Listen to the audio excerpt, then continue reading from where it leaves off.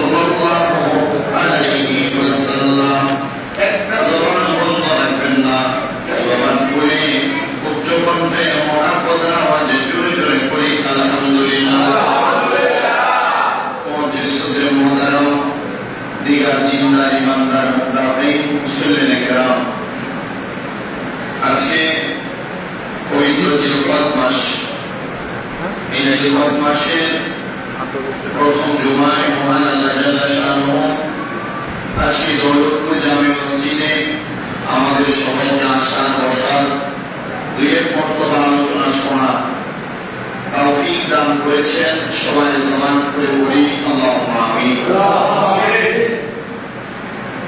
আলোচনা শ্রবণ করার তৌফিক দান করেছে, এখানে আমিন বলে শেষ নয়।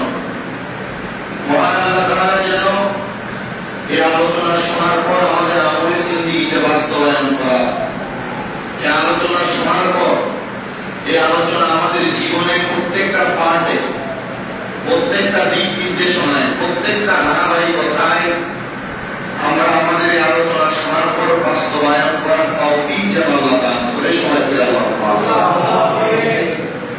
আল্লাহ তাআলার দরবারে লাখ কোটি শুকরিয়া আদায় করছি যে আল্লাহ তাআলা আমাদেরকে দুনিয়ার কোন ব্যস্ততায় আটকে রাখেন নাই।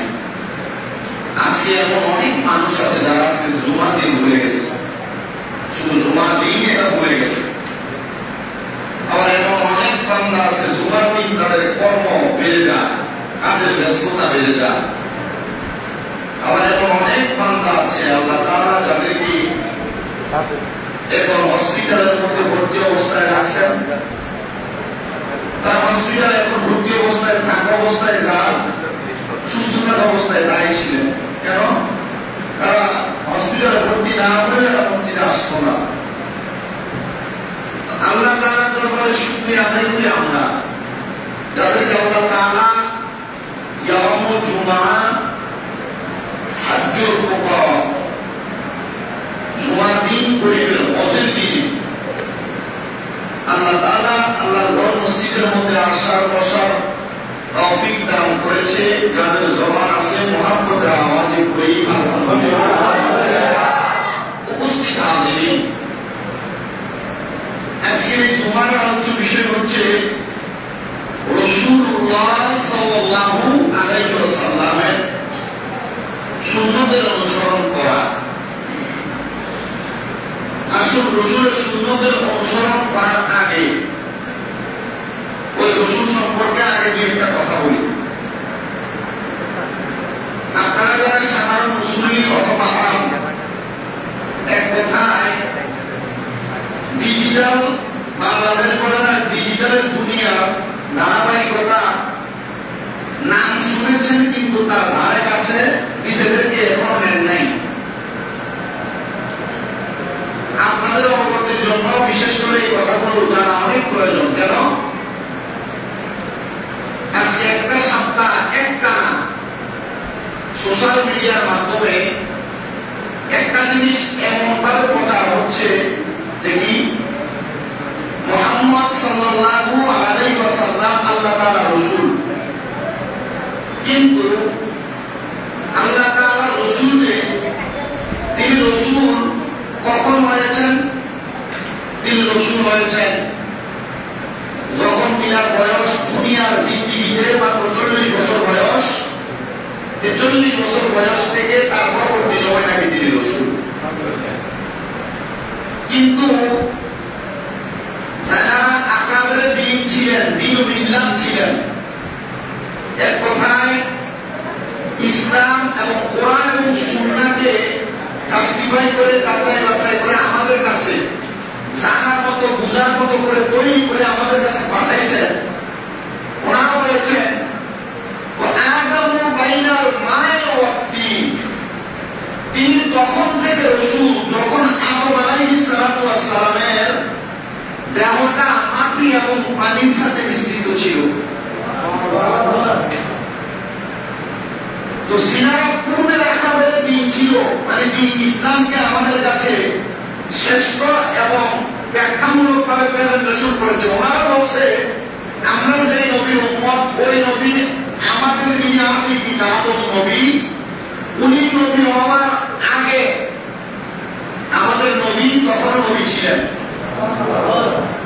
বর্তমান জামানায় যারা মুহাম্মদ সাল্লাল্লাহু আলাইহি ওয়াসাল্লামকে এভাবে বলছেন বা তোপা দিচ্ছেন যে কি যে উনি মায়ের গর্ভ থেকে জন্মগ্রহণ করার পরে 40 বছর বয়স হওয়ার পর থেকে বাকি যে সময় ছিল তিনি ততদিন নবী ছিল। তাহলে বোঝা গেল যে আকীদার মধ্যে, এই বিশ্বাসের মধ্যে বিন্দু পরিমাণ হলেও অনেকটা দুর্গন্ধ আছে, যার দ্বারা মানুষের ঈমান নষ্ট হবে, যার দ্বারা মানুষের ঈমান নষ্ট হবে। আমি আমার সকল সাধারণ মুসলিম বলেন, সোশ্যাল মিডিয়ার মাধ্যমে যারা দেখে তাদেরকে বলেন, আমার সকল শ্রোতা মণ্ডলীর কাছে এতটুকু আবদার, আমরা ওই নবীর উম্মত না যিনি 40 বছর বয়স থেকে নবী, আমরা ওই নবীর উম্মত যিনি পৃথিবী সৃষ্টির আগ থেকে নবী। আমরা কোন নবীর উম্মত? যিনি পৃথিবী সৃষ্টির আগ থেকে নবী। কারণ স্বয়ং আল্লাহ তাআলা নিজেই প্রকাশ হতেন না যদি এই নবীকে তিনি না সৃষ্টি করতেন।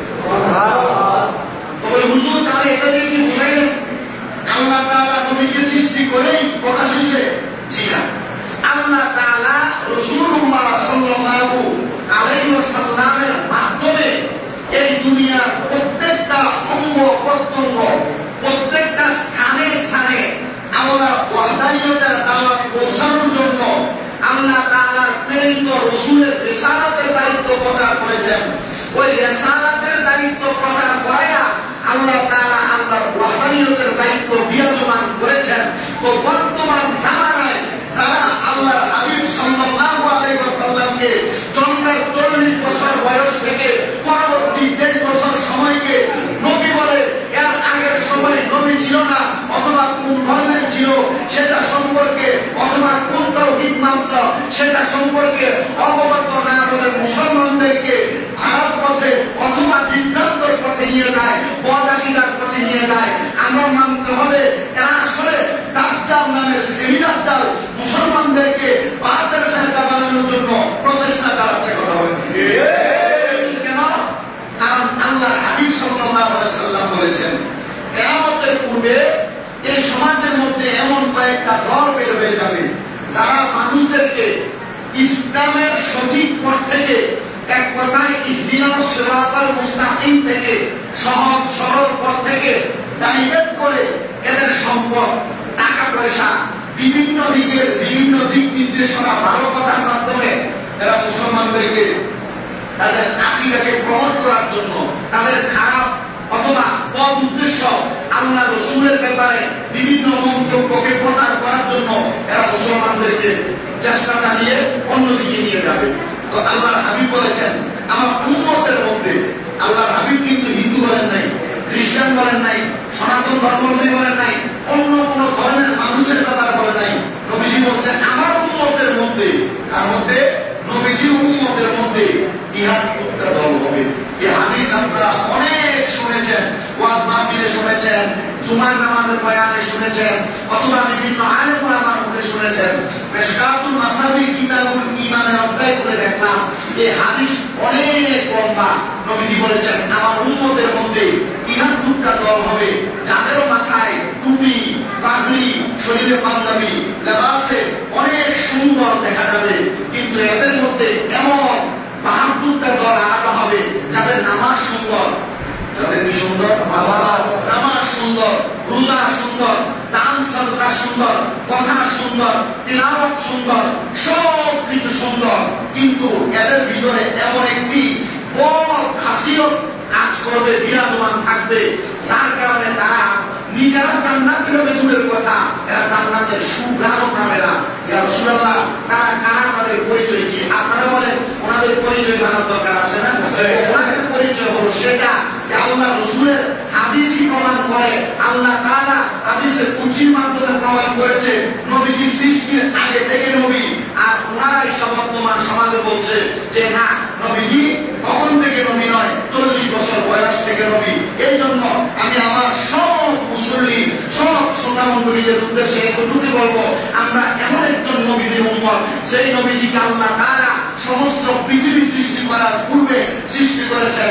শোনেন বাবাজিরা, যারা এই সমাজের মানুষদেরকে নবীজিকে 40 বছর বয়স থেকে নবী বলে বোঝানোর চেষ্টা করে, তাদের কথা না শুনে আমরা শ্রেষ্ঠ নবীর শ্রেষ্ঠ উম্মত দাবি করে, শ্রেষ্ঠ নবীর শ্রেষ্ঠ সুন্নতগুলো অনুসরণ করে আল্লাহ যেন আমাদেরকে জান্নাতের পথকে অভিভায়, জান্নাতের পথকে আমাদের চলার পথে বানানোর তৌফিক দান করে।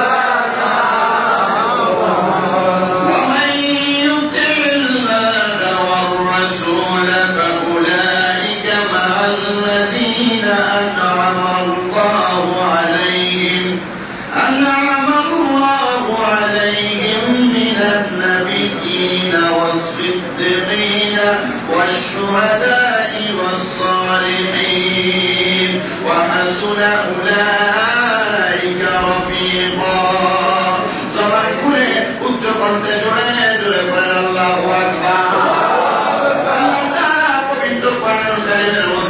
আজকের জুমার আলোচ্য বিষয়ের উপরে অত্যন্ত সুন্দরভাবে একটা আয়াতে কারিমা নাযিল করে দিয়ে বলে দিয়েছেন যে আয়াতে কারিমা কোরআনুল কারীমের দ্বিতীয় নম্বর সূরা সূরা নিসার ৭৪ নম্বর আয়াতে কারিমা আল্লাহ তাআলা বলেন যে ব্যক্তি আল্লাহ এবং তার রাসূলের অনুগত করে ফলে তিনি আল্লাহ যাদের প্রতি অনুগ্রহ করেন যাদের প্রতি মায়া করেন আল্লাহ তাআলা বলেন নবীগণ সিদ্দিকগণ এবং শহীদগণ সৎকর্ম করে এবং ব্যক্তিগণের সাথী হয়ে থাকবে জোরে বলেন সুবহানাল্লাহ। আল্লাহ তাআলা কোরআনুল কারীমের আয়াতে কারিমা ব্যাখ্যা করেছেন হযরত আল্লামা ইবনে কাসির রাহমাতুল্লাহ আলাইহি ওয়া তাফসীর ইবনে কাসিরের মধ্যে এবং জালালউদ্দিন সুয়ুতী রাহমাতুল্লাহ আলাইহি ওনার তাফসীর জালালাইন শরীফের মধ্যে উল্লেখ করেছেন আলা হযরত ইমাম ইসকে মুহাব্বত ইমাম আহমদ রাযা খান ফাদিল বেরলভী ওনার তাফসীরে কামসুল ঈমান হযরত আহমদ ইয়ার খানবলী রাহমাতুল্লাহ আলাইহি ওনার তাফসীরে নুরুল ঈমান এই চারটা তাফসীরের মধ্যে এই আয়াতে কারিমার তাফসীর একইভাবে করা হয়েছে। আল্লাহ তাআলার ঘোষণা দুনিয়ার জমিনের মধ্যে যারা আল্লাহর অনুসরণ করবে যারা রাসূলের অনুসরণ করবে আল্লাহ তাআলা তাদের প্রতি অনুগ্রহ করবে আল্লাহ তাআলা তাদের প্রতি দয়া করবে। ও মুসলমান যারা আল্লাহর অনুসরণ করবে রাসূলের অনুসরণ করবে আল্লাহ তাআলা তাদের প্রতি অনুগ্রহ করবে দয়া করবে। আপনারা বলেন আমরা সবাই আল্লাহ তাআলার অনুগ্রহ দয়া চাই কি চাই না? আল্লাহ তাআলার অনুগ্রহ এবং দয়া হলো দুই জায়গার মধ্যে বলেন কয় জায়গার মধ্যে? আল্লাহ তাআলার দয়া এবং অনুগ্রহ হলো দুই জায়গার মধ্যে একটা হলো দুনিয়া আর একটা হলো আখিরাত। দুনিয়ার জমিনের মধ্যে আল্লাহর বান্দারা অনুগ্রহ পাক আর না পাক আল্লাহর বান্দা সদা সর্বদা কামনা করে ও আল্লাহ আমরা তার অনুগ্রহটা দুনিয়ার জমিনের মধ্যে পাই না পাই আমরা আখিরাতের মধ্যে মানে কবরের দুনিয়া থেকে আমরা আমাদের ইন্তেকালের পরবর্তী সময় আমরা আপনি আল্লাহ তাআলার দয়া আপনি আল্লাহ তাআলার অনুগ্রহ আপনি আল্লাহ তাআলার নিয়ামত পাইতে চাই। আমার আল্লাহ বলে যদি তোমরা আমি আল্লাহ এবং আমার রাসূলের অনুসরণ করো আমি আল্লাহ তাআলা তোমাদেরকে দুনিয়াতে নিয়ামত দেয়ার না দেই তোমাদেরকে আখিরাতের মধ্যে চারটা শ্রেষ্ঠ নিয়ামতের দাবিদার বানাই জোরে বলেন সুবহানাল্লাহ। আল্লাহ তাআলা আমাদেরকে চারটা কোন নিয়ামত দান করবে দুনিয়ার জমিনের মধ্যে আপনি চলার পথে আপনার একটা বন্ধু তৈরি হয় দুনিয়ার জমিনের মধ্যে আপনি চলার পথে আপনার একজন সঙ্গী প্রয়োজন হয়। আল্লাহ হাবিব বলে ওই সঙ্গীটা দুনিয়ার জমিনের মধ্যে তোমার দুনিয়ার সাথে কিন্তু ওই সঙ্গী তোমার আখিরাতের সঙ্গী হবে বলেন না সঙ্গী হবে না। ইয়া রাসূলুল্লাহ ইয়া হাবিবাল্লাহ আপনার কাছে জানতে চাই আমাদের সঙ্গী কারা হবে? আমার রাসূল সাল্লাল্লাহু আলাইহি ওয়াসাল্লাম আল্লাহ তাআলা কোরআনুল কারীমের আয়াত থেকে বলে দেয় তোমাদের আখিরাতের অনুগ্রহ নিয়ামত হইল তোমাদের কবরের মধ্যে আমি আল্লাহ তাআলার জ্ঞান হাবিব বললাম আল্লাহর কোরআন থেকে আল্লাহ তাআলা তোমাদেরকে চারজন ব্যক্তির সঙ্গী বানাবেন কবরের মধ্যে। ইয়া রাসূলুল্লাহ কোন চারজন ব্যক্তির সঙ্গী বানাবেন? আল্লাহর হাবিব কোরআনুল কারীম থেকে বলে মিনান নাবিয়্যিনা ওয়াস-সিদ্দীকিনা ওয়াশ-শুহাদা'i ওয়াস-সালিহিন। জবান খুলে উচ্চ কণ্ঠে জোরে জোরে বলেন না সুবহানাল্লাহ। হাবিব কোরআনুল কারীম থেকে ঘোষণা করে হযরত জালালউদ্দিন মুহল্লি রাহমাতুল্লাহ আলাইহি উনি ঘোষণা করে এক নাম্বার যদি কেউ আল্লাহ এবং তার রাসূলের অনুসরণ করে আমরা আল্লাহ তাআলা তার আচরণ সব আখিরাতের মধ্যে যে করবে এই ব্যক্তিটাকে আল্লাহ তাআলা দুনিয়ার কোন সাধারণ মানুষের সঙ্গে রাখবে না। যদিও সে দুনিয়ার জমিনের মধ্যে একজন রিকশা ড্রাইভার ছিল যদিও সে দুনিয়ার জমিনের মধ্যে একজন রিকশাওয়ালা ছিল যদিও দুনিয়ার জমিনের মধ্যে একজন কৃষক ছিল ওই ব্যক্তি যদি আল্লাহ এবং তার রাসূলের অনুসরণ করে ইন্তেকালের পরে আমার আল্লাহ তাআলা ওই ব্যক্তিকে নবীদের সঙ্গে এক কাতারের মধ্যে রাখবে বলেন সুবহানাল্লাহ। বন্ধু নবীদের মর্যাদা কম না বেশি? নবীদের সম্মান কম না বেশি? মর্যাদা কম না বেশি? আল্লাহ তাআলা ক্ষমতা কম দিয়েছেন না বেশি? বন্ধু আপনি হবেন দুনিয়াতে রিকশাওয়ালা আপনি হবেন সিএনজিওয়ালা আপনি হবেন অটোওয়ালা আপনি হবেন রাজমিস্ত্রি আপনি হবেন দুনিয়ার কৃষক আপনি যা করেন না কেন আল্লাহ তাআলা আপনার কর্মের দিকে তাকাচ্ছেন না। যদি আপনি আল্লাহর অনুসরণ করেন যদি যদি আপনি রসুলের অনুসরণ করেন, আল্লাহ এবং তার রসুলের অনুসরণ করলে আমার আল্লাহ তাআলা এক নাম্বার ওই ব্যক্তিকে কবরে দেওয়ার পরে ওই ব্যক্তিকে দুনিয়ার কোন সাধারণ মানুষের সঙ্গে রাখবে না, দুনিয়ার কোন ব্যক্তিত্বের সঙ্গে রাখবে না। আমার আল্লাহ তাআলা ওই ব্যক্তিকে নবীদের সাথী বানিয়ে কবরের মধ্যে রাখবে। বলেন এক নাম্বার গেল। দুই নাম্বার ইয়া রাসূলুল্লাহ আর কার সঙ্গে রাখবেন? আমার নবী বলেন ওয়াসিদ্দিকে। আল্লাহ কোরআনুল কারীম থেকে তফসীর হচ্ছে বাবাজিরা, ওয়াসিদ্দিকিয়া দুনিয়ার জমিনের মধ্যে কেউ যদি আল্লাহ এবং তার রাসূলের অনুসরণ করে ইন্তেকালের পরে আল্লাহ তাআলা তাকে সিদ্দিকদের সাথে রাখবে। সিদ্দিক বলতে কাদেরকে বোঝায়? সিদ্দিক বলতে সবচাইতে সত্যবাদী ব্যক্তিত্বদেরকে বোঝায়। সিদ্দিক বলতে দুনিয়ার সবচাইতে নেককার ব্যক্তিদেরকে বোঝায়। দুনিয়ার মধ্যে সর্বশ্রেষ্ঠ সিদ্দিক যিনি হলো সিদ্দিক আকবর। আল্লাহকে আবু বকর সিদ্দিক রাদিয়াল্লাহু তাআলা আনহু সাবান করে উচ্চকণ্ঠে জোরে করে বলে সুবহানাল্লাহ। সাল্লাল্লাহু আলাইহি সাল্লাম নবীর উম্মত দুনিয়ার জমিনের মধ্যে আল্লাহ এবং আমি রাসূলের অনুসরণের মাধ্যমে যদি ইন্তেকাল করো, ইন্তেকালের পরে তোমাদেরকে সিদ্দিকদের সঙ্গে রাখা হবে। তিন নাম্বার আল্লাহ তাআলা সিদ্দিকদের সঙ্গে শুধু রাখবেন না, ও সুহাদা আল্লাহ তাআলা শহীদদের সঙ্গে রাখবে। যারা বদরে শহীদ হয়েছে, যারা খন্দকে শহীদ হয়েছে, যারা উহুদে শহীদ হয়েছে, যারা কারবালায় শহীদ হয়েছে, যদি আপনি আমি আল্লাহ এবং রাসূলের অনুসরণ করতে পারি, আপনাকে আমাকে আল্লাহ তাআলা ওই শহীদদের সঙ্গে আসন্ন সরকারে দিবে, এদের সাথে বানাবে। নবীরা, সিদ্দিকরা, শহীদরা, সালেহীনরা কোনদিন জাহান্নামে যাবে না। আর আমরা যদি আল্লাহ এবং তার রাসূলের অনুসরণ করি, আমরা ইন্তেকালের পরে যদি তাদের সাথে হয়ে যায়, আমরা জাহান্নামে যাব এটা নিশ্চিত। কিন্তু আমরা আল্লাহর অনুসরণ করি না, রাসূলের অনুসরণ করি না। ওরা হুজুর কেন না করলে আমরা নামাজে আসলাম কেন? শুক্রবারের সাপ্তাহিক মুসল্লি, মাসিক মুসল্লি, বাৎসরিক মুসল্লি সাইদা আল্লাহর অনুসরণ হয় না, রাসূলের অনুসরণ হয় না। এবার আপনি চিন্তা করেন, আপনি এমন সাপ্তাহিক মুসল্লি হয়ে আপনি কেমনে কবরে গেলে আল্লাহর কাছে মুখ দেখাবেন? কেমনে কবরে গেলে নবীর কাছে মুখ দেখাইবেন? আপনি আল্লাহর বান্দা দাবি করেন, আমি আল্লাহর বান্দা দাবি করি। আপনি নবীর উম্মত দাবি করেন, আমি নবীর উম্মত দাবি করি। আল্লাহর কসম, আল্লাহর কোরআনের কথা, রাসূলের হাদিসের কথার বাহিরে চলে আমরা কোনদিন আল্লাহ এবং রাসূলের কাছে মুখ দেখাইতে পারবো না।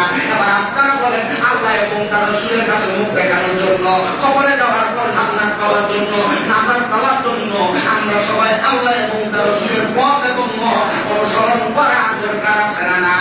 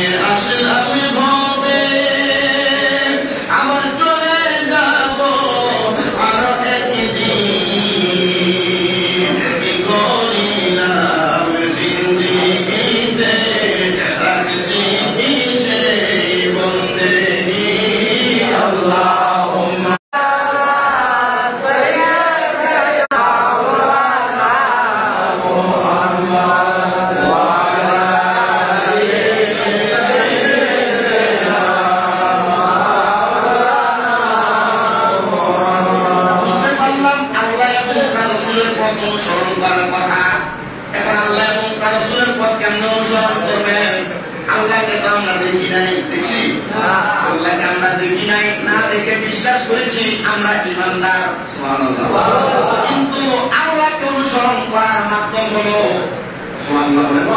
আল্লাহকে অনুসরণ করার মাধ্যম হলো মুহাম্মাদুর রাসূলুল্লাহ সাল্লাল্লাহু আলাইহি ওয়াসাল্লাম। হুজুর কিভাবে আল্লাহ তাআলা কোরআনুল কারীমের মধ্যে ঘোষণা করেছেন। এবার আসেন, আল্লাহ তাআলা কোরআনুল কারীমের মধ্যে ঘোষণা করার পরে রাসূলের পাককে কিভাবে অনুসরণ করবেন? যে আমি বললাম আমি নবীর উম্মত, এটা কি অনুসরণ? মনে করেন আমি বললাম আমি বাপের ফুট, মানে আমি এই বাপের ফুট, আমি বলে বলে বললাম সবার কাছে, কিন্তু বাপের বাপ দিলাম না। ফুট হইল ফুট, এটা নামে দেখি কিন্তু দায়িত্বশীল। আমি দাবি করি নবীর উম্মত, কিন্তু আমি নামাজ পড়ি না, নামে কিন্তু কামে না। আমি দাবি করি নবীর উম্মত, আমি রোজা রাখি না নামে কামে না, আমি দাবি করি নবী উম্মত সুন্নতের অনুসরণ নাই নামে কামে না, আমি দাবি করি নবী উম্মত আমার মাঝে নবীর সুন্নত তরিকার কোন কাজকর্ম নাই, যা করি আমার পরিবার বলেন, সংসারিক বলেন, সামাজিক বলেন, রাজনৈতিক বলেন, সব জায়গার মধ্যে কি নবীর সুন্নত নাই, সুন্নত ছাড়া আমার সব কাজ হলো সুন্নত বিরোধী। তাহলে বোঝা গেল আমার সবটা সুন্নত বিরোধী হওয়ার কারণে নামে নবীর উম্মত কামে। তাহলে আপনি যদি ওই কবরে যাওয়ার পর ৬০ জন ব্যক্তির সঙ্গে হওয়ার চেষ্টা করেন তাহলে আপনাকে কাজে পরিণত করা লাগবে, ঠিক আছে না? কাজে পরিণত করা লাগবে।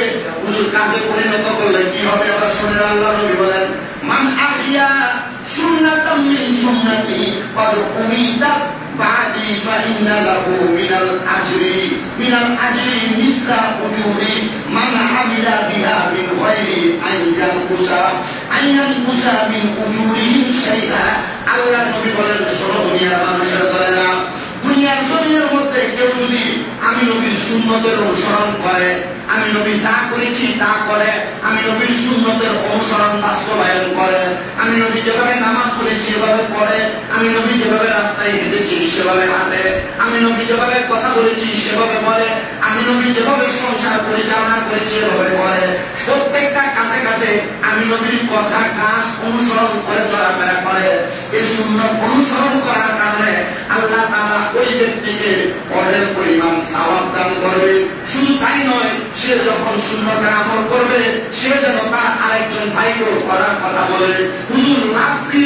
নবীজি বলেন, সে যখন একটা সুন্নতের আমল করে আরেকজনকে সুন্নতের আমল করায়, ওই ব্যক্তি সুন্নতের আমল করে যে সওয়াব পাবে, আমার আল্লাহ তাআলা ওই ব্যক্তির সমপরিমাণ ওই ব্যক্তির যে শিখাইল তারও সুন্নতের আমলের সওয়াব দিবে। জোরে সোরে বলেন সুবহানাল্লাহ।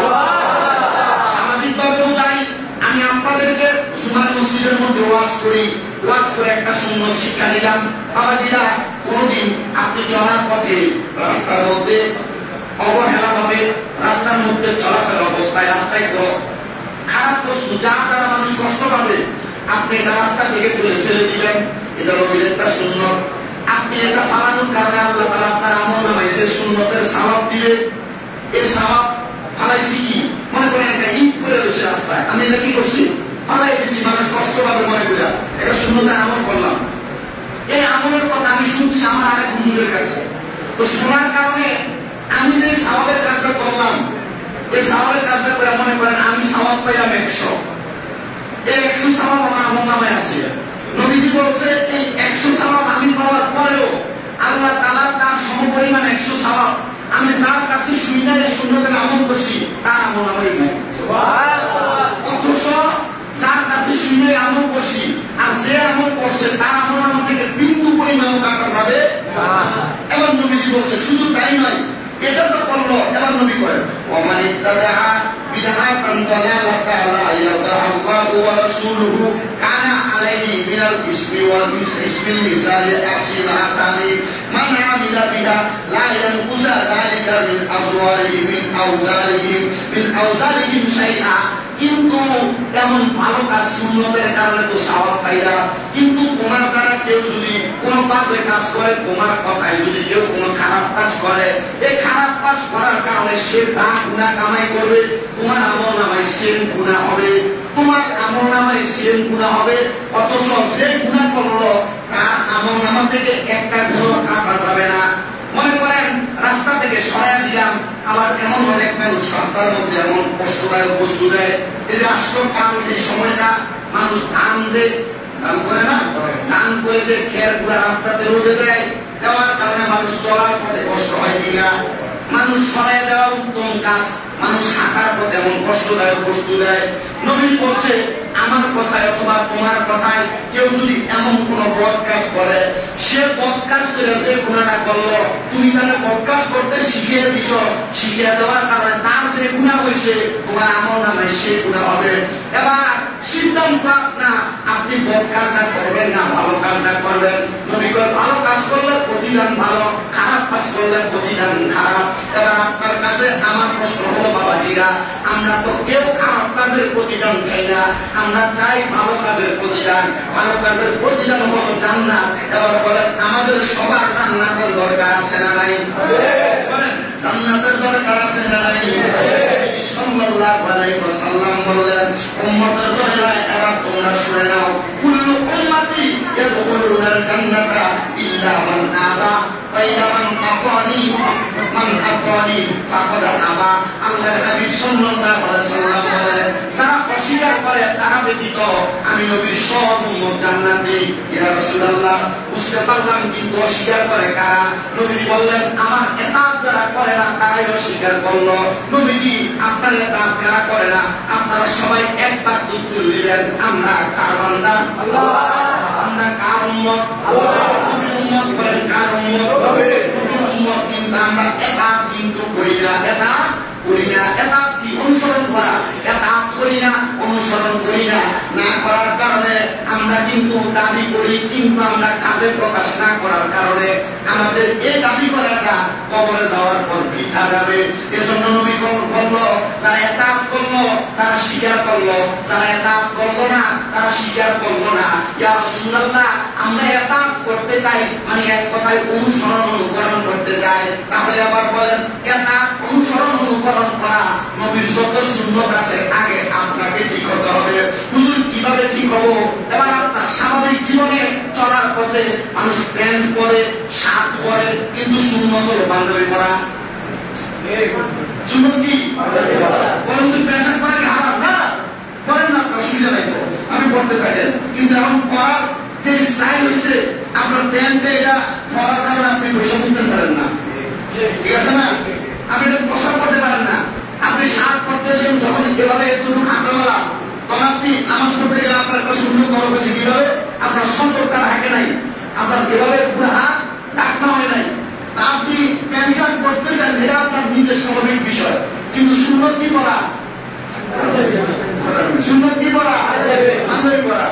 আপনি মনে করেন রাস্তা দিয়ে হাঁটলেন, হাঁটার পথে রাস্তায় সবসময় ডান পাশে হাঁটা সুন্নত, কোন পাশে? ডান পাশে হাঁটা সুন্নত। আপনি হাঁটতেছেন রাস্তার মাঝখান দিয়ে আরেকজনে চলার পথের গতি, তো তাই আপনি মাঝখান দিয়ে হাঁটলে হাঁটা হবে, ডান পাশে হাঁটলে কি হবে? সুন্নত হবে। ডান পাশে হাঁটলে কি হবে? আপনি আপনার ছেলে দিয়ে দেন, মায়ের দিয়ে দেন। নর্মালি এমনি বিবাহ করানো, নর্মালি এমনি বিবাহ করানো আর গান বাজনা করে বিবাহ করানো। নর্মালি স্বাভাবিকভাবে বিবাহ দেওয়া সুন্দর, গান বাজনা করে দেওয়া হারাম। তা আপনি হারাম ভাবে করাইলেও বিয়ে হবে, কিন্তু নর্মাল স্বাভাবিকভাবে করাইলে কি হবে? সুন্দর। তা আপনি সুন্দর ভাবে করতেছেন না, আপনি জান্নাতে যাবেন কিনা সিদ্ধান্ত আপনার। চুল ছোট ছোট রাখা, পাপড়ি চুল রাখা সুন্দর, কিন্তু আপনি স্টাইল করে রাখতেছেন। স্টাইল করে রাখতে রাখা হয়, স্টাইল করে রাখতে রাখা হয়, কিন্তু লম্বা চুল আর ঘুরে ঘুরে ছোট ছোট রাখা সুন্দর। তাহলে আপনি সুন্দরের অনুসরণ করতেছেন না, আপনি আপনার মতো রাখতেছেন, ঠিক আছে না? আপনি আপনার মতো রাখতেছেন। স্বাভাবিক আরো শর্টকাট নিয়ম, দাঁড়িয়ে রাখা সুন্দর। দাঁড়িয়ে রাখা কি সুন্দর? কেউ মনে কষ্ট নেওয়ার কোনো কিছু নাই। জানেন, জানার পরে আমল করেন না, বই পছন্দ করে না, এজন্য রাখেন না। অথবা আপনার কাছে ঘুরে ঘুরে রাখতে এজন্য রাখেন না। দাঁড়িয়ে রাখা সুন্দর, রাখা কি? রাখা কি? আপনি রাখেন না, আপনি রাখেন না। আপনার কাছে শুধু এতটুকু প্রশ্ন আমি ছেড়ে দিলাম, বলুন আমি তো রাখি, আমার দাড়ি আমি মনে করেন এতটুকু রাখি, আমার দাড়ি 1 ইঞ্চি থাকে বা 1 সুন্দর থাকে, একটু বাড়ায় রাখি, সুন্দর লাগে ওজনে রাখতে। আপনি এভাবে রাখেন, রাখা সুন্দর। কতটুকু রাখা সুন্দর? এবার নবী করে 1 মুষ্টি পরিমাণ। বলেন কয় মুষ্টি? 1 মুষ্টি, মানে আপনি মুখ করলে দাঁড়িয়ে এতটুকু পর্যন্ত আসবে, এতটুকু রাখা সুন্দর না। আপনি রাখলেন এতটুকু এতটুকু এতটুকু, যতটুকু রাখলেন আপনার বিষয়। শূন্যতা হয়েছে? শূন্যতা হয়েছে? শুধু এতটুকু বুঝাই দিলাম। আপনি দুনিয়াতে যা সুন্নত আদায় করবেন, মনে করলেন আপনার কোন সুন্নত আপনি স্বাভাবিকভাবে কবরে নিয়ে গেলেন না, কিন্তু ইন্তেকাল করার সময় আপনার মুখে যদি অনেকগুলা দাড়ি থাকে, আমার বলি অনেকগুলা দাড়ি থাকে, আপনার দাড়িগুলো কি শেভ করে কবরে দিব? শেভ করে কবরে দিব? আমি দুনিয়ার সব সুন্নত একদিকে রাখলাম, দাড়ির সুন্নত আরেকদিকে রাখলাম। এই দাড়ির কারণে আমি কত রকমের গালাগালি শুনছি সোশ্যাল মিডিয়াতে, শুনে আমি দাড়ি রাখি না, দাড়ি শেভ করে এমন অনেক কথা বলে। আলহামদুলিল্লাহ আল্লাহ এখন আস্তে আস্তে দিতে আমরা জানি না, আমরা ওটাই না শেভ করুন। আমি কখনো আর ঘুরতে গান দিয়েছিলাম, আলহামদুলিল্লাহ আল্লাহর এটা শুকরিয়া। তো আমি যে কথা বলতেছিলাম, মনে করেন আমরা সব সুন্নত একদিকে রাখলাম, নারী সুন্নত ইন্তেকাল করার পরে দাড়ি কেটে ফেলবে না, দাড়ি সব কবরে দিবে না, মনে করেন কবরে দিল, কবরের কষ্ট কয়টা? তিনটা। মানব পোকা অমান বিনুকা, মানলামের প্রশ্নের উত্তর শেষ। কিন্তু কবরের ভিতরে আমাকে আপনাকে প্রশ্ন করবেন হাজার রসুল এই ব্যক্তিকে ছিল কিনা। আচ্ছা নবীকে দেখে বললো আপনি ছিলেন কিনা, তখন কি আপনার মাথার টুপি আছে? না। পাঞ্জাবি আছে? না। পাগড়ি আছে? না। মুখে দাড়ি আছে? মুখে দাড়ি আছে? তখন কি আপনি নবীকে চিনা লাগবে না, নবী আপনারা দেখে চিনবে? কারণ আপনার মুখে নবী কি আছে? সুন্নত আছে। সুন্নত আছে। আচ্ছা যদি না থাকে, নবী যদি আপনার চেহারা দিয়ে তাকে বলে আমি তোমার চিনি না, বই আছে? সিদ্ধান্ত আপনারা সুন্নত কিভাবে করবেন, আল্লাহ তাআলা সুন্নতের অনুসরণ করার তৌফিক দিন। আসসালামু আলাইকুম ওয়া রাহমাতুল্লাহ। যারা সুন্নত করেন না, যারা সুন্নত